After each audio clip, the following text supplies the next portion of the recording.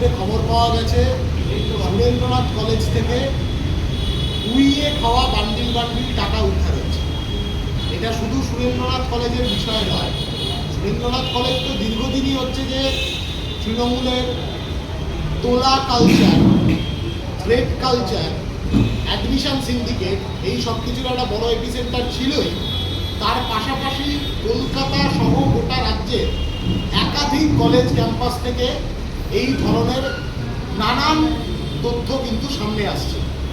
এবং আমরা বারবার বলছি, ক্যাম্পাসের ভেতরে দীর্ঘ 15 বছরের অ্যাডমিশন সিন্ডিকেটের সমস্ত নথিপত্র, টাকা পয়সা এগুলো লুকোনো আছে ক্যাম্পাসের ভেতর থেকে। এখন যাতে এগুলো সামনে না চলে আসে, সেই জন্য বিজেপির ইন্টারভেনশনে অনেকে মিলে ক্যাম্পাসের ভেতর থেকে এখন সেগুলো লোপাট করে দেওয়ার চেষ্টা করছে।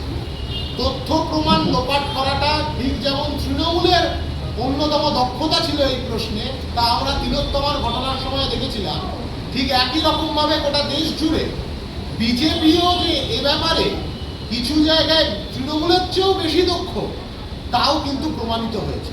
এখন সেই তথ্য প্রমাণ লোপাটের কাজ কলকাতা সহ গোটা রাজ্যে প্রত্যেকটা ক্যাম্পাসে চলছে।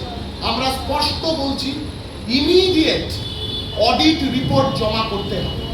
অলরেডি হায়ার এডুকেশন ডিপার্টমেন্ট থেকে একটা নোটিশ বেরিয়েছে যে 30 দিনের মধ্যে ইউনিয়ন সংক্রান্ত টাকা পয়সার লেনদেন, ইউনিয়নের নাম করে যা টাকা তোলা হয়েছে, রিসিট সহ আবার রিসিট ছাড়াও, এর সমস্তটার অডিট রিপোর্ট চাই। হিসেব দিতে হবে। 15 বছর ধরে বাংলার ছাত্রছাত্রীদেরকে লুট করা হয়েছে ক্যাম্পাসের ভেতর। ফার্স্ট সেমিস্টারে 500 টাকা, সেকেন্ড সেমিস্টারে 1000 টাকা, থার্ড সেমিস্টারে 1500, ফোর্থ সেমিস্টারে 2000, যেমন খুশি টাকা।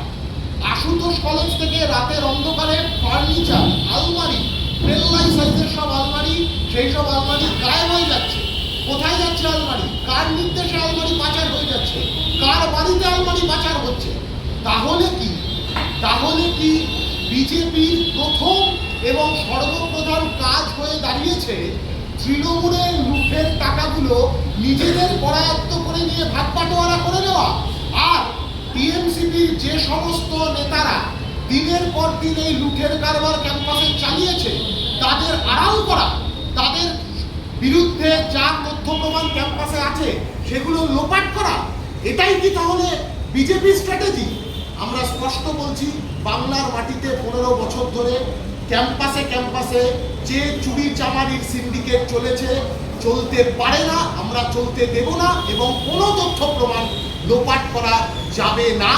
ইমিডিয়েট, যত দ্রুত সম্ভব ক্যাম্পাস অথরিটিকে অডিট রিপোর্ট, স্পষ্ট অডিট করে পাবলিক ডোমেনে এই অডিট রিপোর্ট দিতে হবে। শুধুমাত্র শিক্ষা দপ্তরের আলমারি, তালাবন্ধ আলমারির ভেতরে অডিট রিপোর্ট লুকিয়ে রাখলে হবে না।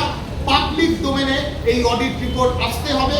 আমরা সকলে দেখতে চাই যে বছরের পর বছর ছাত্রছাত্রীরা ক্যাম্পাসের ভেতরে ইউনিয়নের নামে যে টাকা দিতে বাধ্য হয়েছে, সেই টাকা কোথায় খরচ হলো, কিভাবে খরচ হলো, কতটা খরচ হলো, কার পকেটে গেল, এইটা পশ্চিমবাংলার সমস্ত অংশের ছাত্রছাত্রীরা দেখতে চায়।